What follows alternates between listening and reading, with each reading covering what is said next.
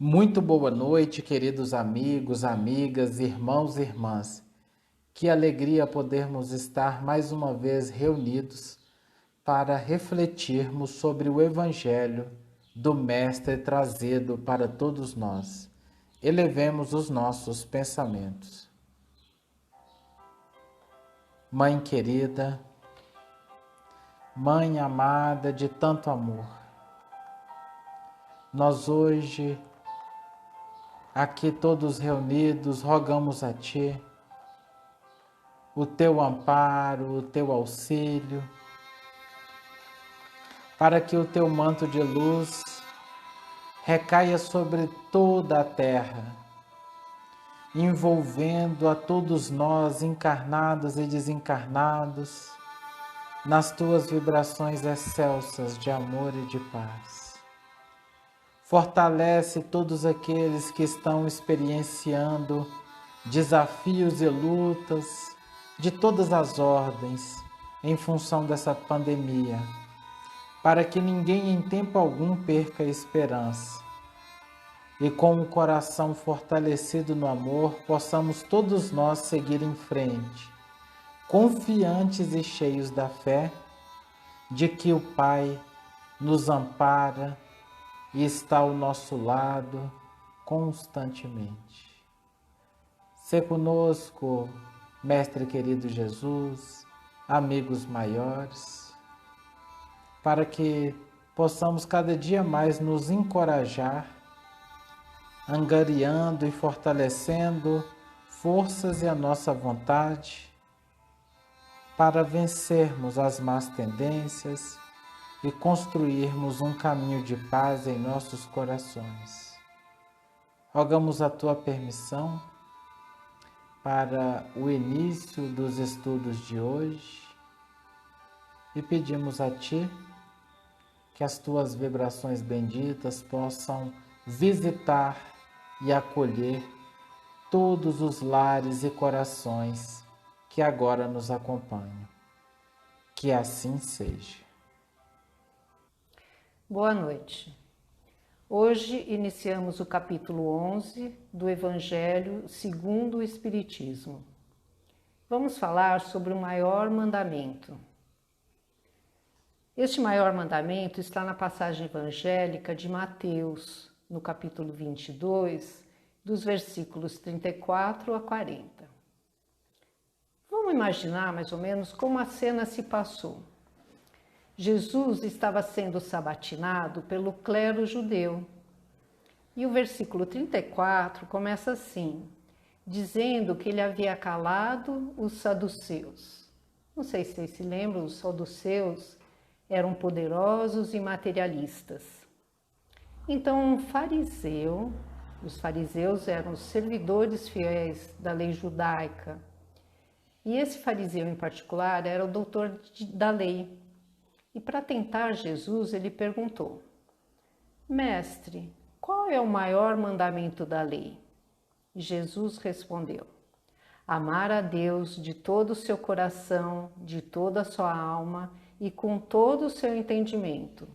Este é o maior e o primeiro mandamento. E o segundo, semelhante a esse, é amar o próximo como a si mesmo. Esses dois mandamentos contêm toda a lei e os profetas. Quer dizer, todas as leis de Moisés e que haviam dito os profetas do Antigo Testamento. Agora, na interpretação do Evangelho segundo o Espiritismo, o Kardec explica que amar o próximo como a si mesmo, quer dizer, fazer pelos outros o que gostaríamos que os outros fizessem por nós, é a expressão mais completa da caridade. E com que direito a gente pode exigir que o nosso semelhante haja com bom procedimento, compaixão, bondade e dedicação, se a gente não faz a mesma coisa para ele, né? E quando a gente adotar esse princípio, não haverá mais ódio, nem desavença, somente união, concórdia e amabilidade mútua. Então vamos ver o que que falaram por aí, né? A Joana de Ângeles, no livro Amor, Imbatível Amor, ela explica uma coisa muito interessante, que como a gente ainda não sabe amar a Deus em plenitude, porque a gente tem muita dificuldade em compreender o absoluto, então a gente inverte a ordem do ensinamento, nos amando inicialmente, a fim de desenvolvermos nossas aptidões e virtudes ainda ocultas. Em decorrência desse alto amor, vamos aprender a amar o próximo, já que ele é a extensão de nós mesmos. E dessa forma, amaremos a Deus, enxergando em tudo e todos a sua presença. Ela nos ensina a necessidade primeira de alto amor como alavanca fundamental para a conquista do amor ao próximo e do amor condicional. Então vamos ver como que a gente ama a si mesmo, né?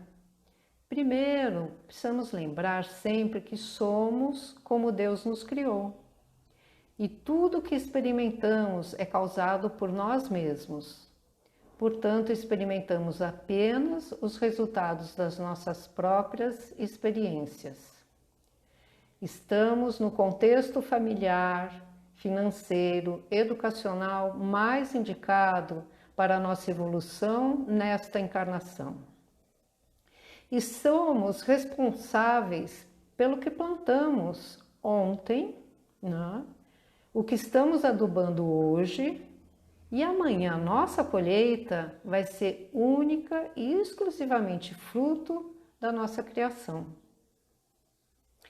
E amar a si mesmo significa respeito e direito à vida, a felicidade que temos e merecemos. É um amor preservador da paz, do culto dos hábitos sadios, dos cuidados morais, espirituais e intelectuais para conosco mesmo. É sempre estarmos fazendo as melhores escolhas para nós mesmos, vendo-nos como espírito imortal, sem nunca deixar de respeitar o bem comum. Quando eu escolho amar a mais a minha família, eu me dedico inteiramente aos relacionamentos, cultivando a paciência, a tolerância. Então eu estou amando a mim mesmo, porque eu estou também me respeitando. Quando eu escolho perdoar e deixar de levar comigo o peso de uma mágoa, eu estou amando a mim mesmo. Jesus nos ensinou a perdoar 70 vezes 7. Se alguém te prejudica e você gasta sua energia convencendo este alguém que ele te prejudicou, o que você tem direito, lógico, de estar com raiva e de atacá-lo, né? Aí você atrai para si mesmo a energia do conflito, do julgamento, da guerra, da morte, da doença, da infelicidade e da separação.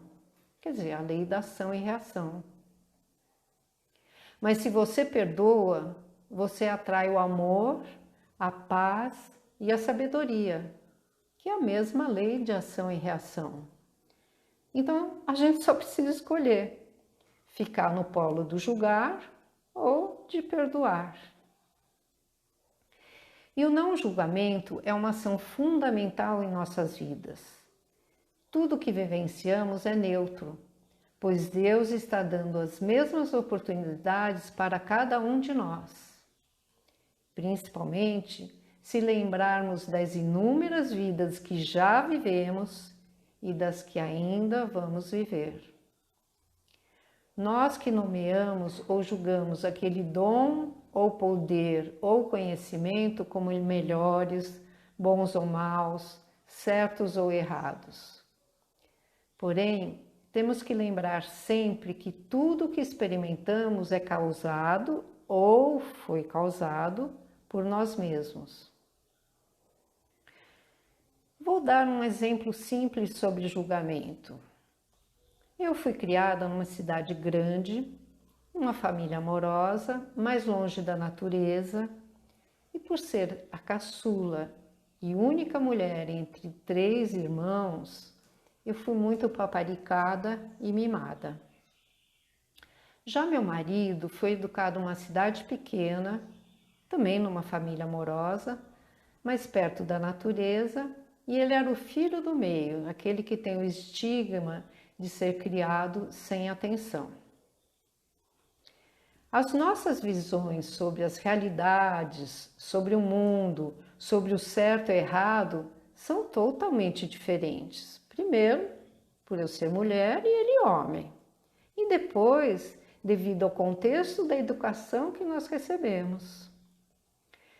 Então, passando dessa simples comparação do meu exemplo caseiro para as milhares de pessoas com infinitas experiências ou aprendizados, eu pergunto, como podemos julgar o outro?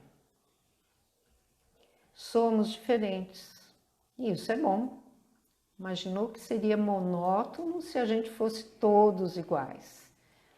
E essa diferença cria movimento, e o movimento que gera a evolução. A gente pode também dar um exemplo de visões opostas. Como um madeireiro vê uma árvore. Agora, como também um ambientalista vê a mesma árvore. O madeireiro, nós sabemos, vive do corte da árvore. E o ambientalista, ele se preocupa com os animais da floresta, com o equilíbrio da natureza e tudo mais.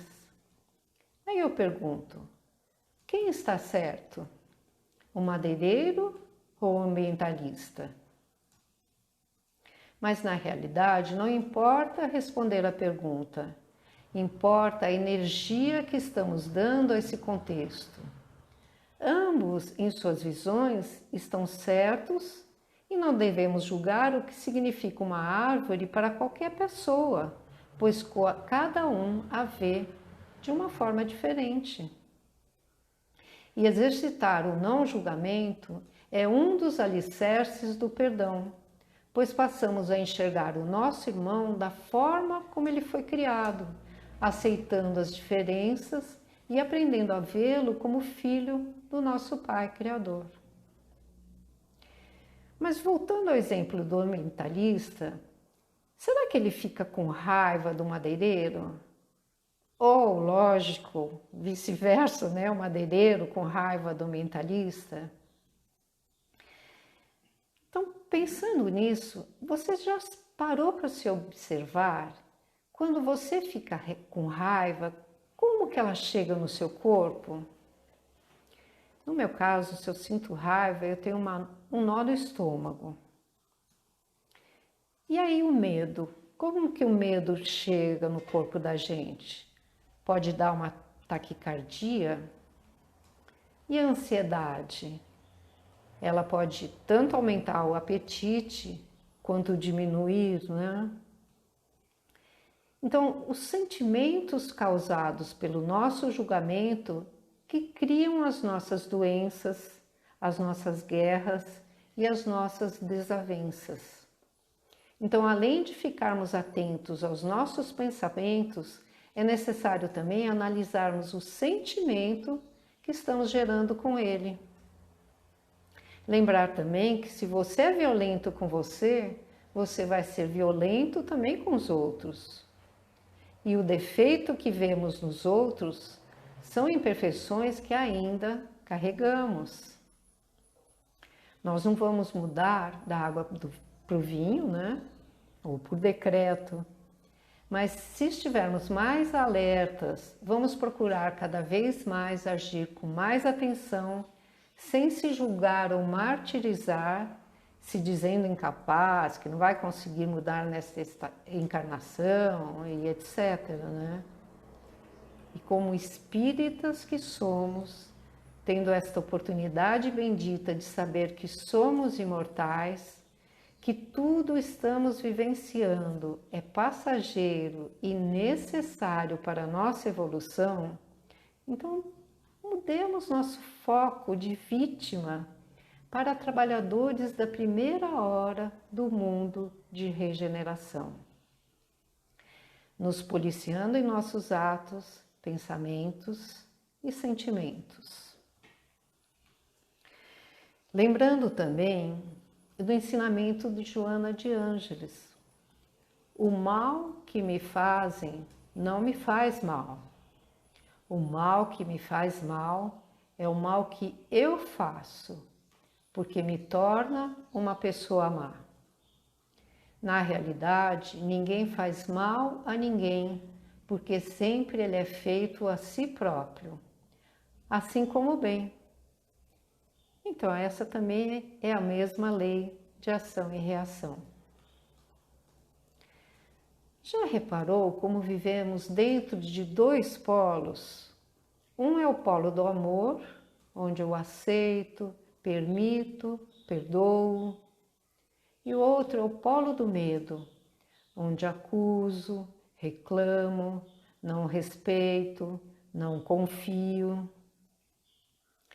Novamente, relembrando que estamos aqui experimentando o que Deus nos proporcionou nesta existência e tudo que nos acontece foi criado por nós mesmos, então em todos os acontecimentos que vivencio, mesmo aqueles mais aterrorizantes, doença, perda de familiar, perda de emprego, foram causados por mim. São para mim, quer dizer, para o meu aprendizado. Então vamos ver quais as melhores atitudes para os enfrentar. Primeiro, se perguntar: é minha esta doença? Ou é minha esta perda? Ou a falta de trabalho é para mim? E aí também tentar sentir isso. Estou com medo? Estou triste? Estou com raiva? Permitir-se ter esse sentimento. Procurar ver em que parte do corpo ele está chegando, como a gente viu no exemplo acima. Se for doença, vamos atrás de tratamento, de médico. Perder um familiar, vamos chorar essa perda, mas esperar o tempo cicatrizar essa falta. Perder o emprego, vamos procurar outro, vamos atrás de reciclagem, fazer alguma coisa até conseguir entrar no mercado de trabalho. Mas mesmo assim, se não souber o que fazer, peça ajuda. E a gente sabe como fazer, como pedir ajuda, né? É através da oração. Jesus está por perto, Ele nos escuta. Mas a gente tem que lembrar o que Chico falava. O telefone toca de lá para cá. E a ajuda virá no tempo certo, não a hora que achamos que deve chegar. Pode vir através de um sonho, de uma intuição, através de uma leitura, de um pedido de ajuda. O pedido de ajuda material para alguém próximo da gente, deixar o orgulho de lado, né? Nós sabemos que desde o instante que nascemos, já iniciamos a contagem regressiva do instante que vamos retornar. Hoje é um bom dia para morrer, porque hoje também é um bom dia para viver. Quando você acordar pela manhã, permita que o dia te surpreenda. Se vivemos com medo de morrer, medo de perder nossos entes queridos, medo de perder emprego, quanto mais nos apegarmos a este medo, deixamos de aproveitar o dia e não vivemos a vida plenamente. Tudo na natureza está nascendo, crescendo e morrendo. Por que não aceitamos também o nosso processo naturalmente? Deixe de fazer a sua lista de afazeres, tipo 8 horas da manhã café, 9 supermercado, 11 almoço. Claro que você não vai viver ao Deus dará. Você tem suas obrigações e terá que cumpri-las, Mas não fique bravo ou contrariado se o dia não saiu conforme o planejamento. Permita que o dia te surpreenda. Confie. A boa notícia é que tem jeito, que apesar da gente achar que não vai mudar, que não tem capacidade de aprendizado, de adquirir hábitos mais saudáveis, é aquele blá blá blá que a mente fica falando pra gente, que não deixa de ser uma desculpa, né, para procrastinar ou para não se empenhar nesse trabalho de mudança. A boa notícia é que o nosso cérebro, assim como os nossos músculos, precisam de exercícios para se fortalecer. E vários estudos científicos mostram que a terapia cognitiva, baseada na atenção, no treino de mudança de afirmativas, durante o tratamento, por exemplo, de depressão ou toque, e após semanas, olha, vou ressaltar, semanas e não meses ou anos, indicaram uma melhora significativa nos pacientes. Inclusive nas imagens do cérebro, apresentaram aumento nas áreas relacionadas às novas lembranças. Então vamos lá, exercitar o cérebro com a prática da atenção. Os cientistas também já mostraram que a experiência da atenção leva a mudanças físicas na estrutura e funcionamento do sistema nervoso. Dizem que temos 70.000 pensamentos por dia, equivale a 3.000 por hora, 50 por minuto. Quer dizer, é parecido com um pensamento a cada segundo. Nossa, olha quanto tempo que a gente joga fora. Nós ficamos ocupados com o mundo causal, atrelados nesses inúmeros pensamentos que nós temos.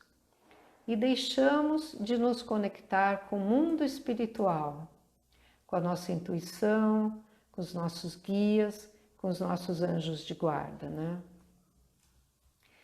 Então a gente pode deduzir que a gente habita onde está o nosso pensamento e vive onde está a nossa atenção.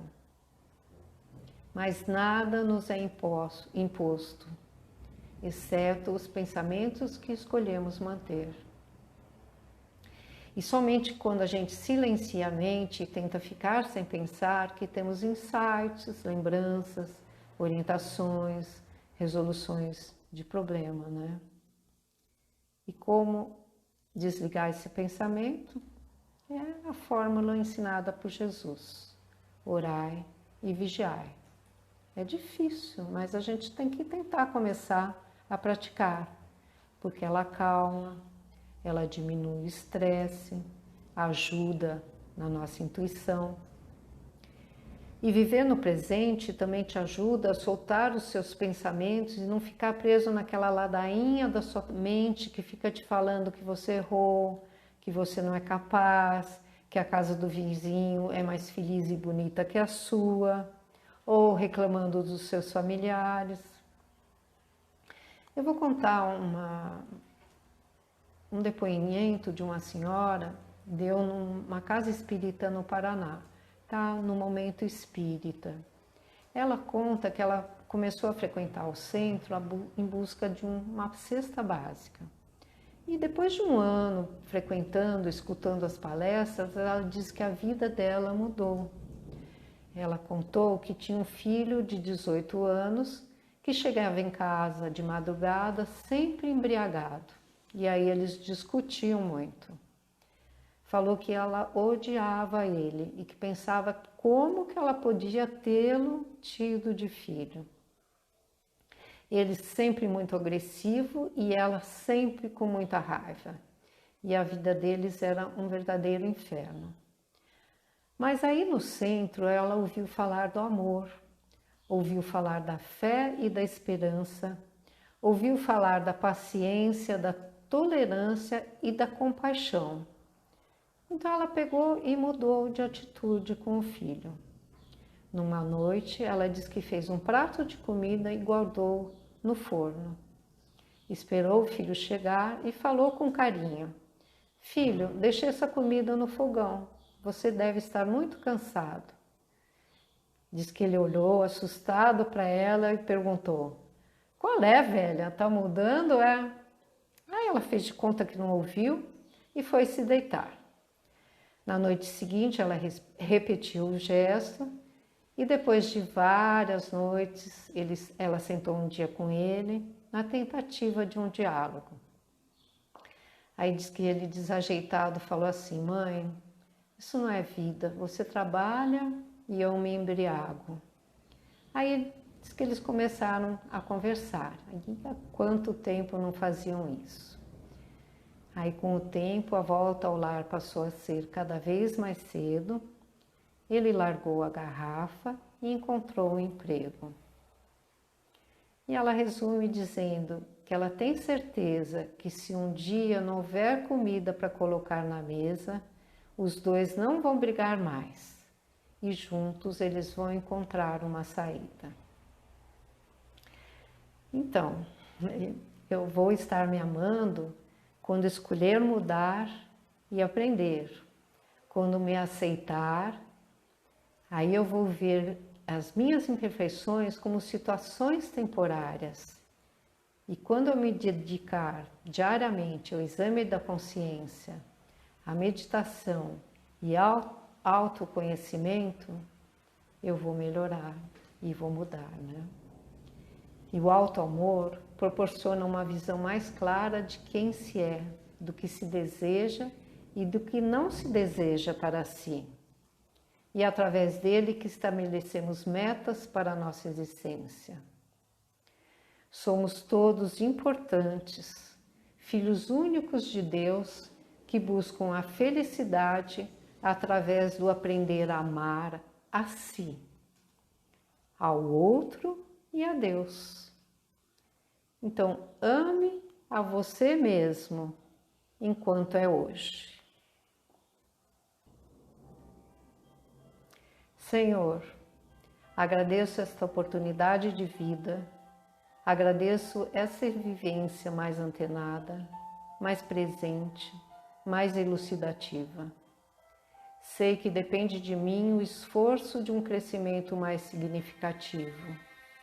Como sei também que o Senhor está comigo, me auxiliando, me orientando e me amando, enxergando meus tropeços, não os criticando, mas me auxiliando em novas oportunidades. Abençoa, Pai, todos que estão neste mesmo barco, pois somos todos seus filhos, ainda ignorantes, porém amados e despertando para o aprendizado do amor, da harmonia e da compaixão.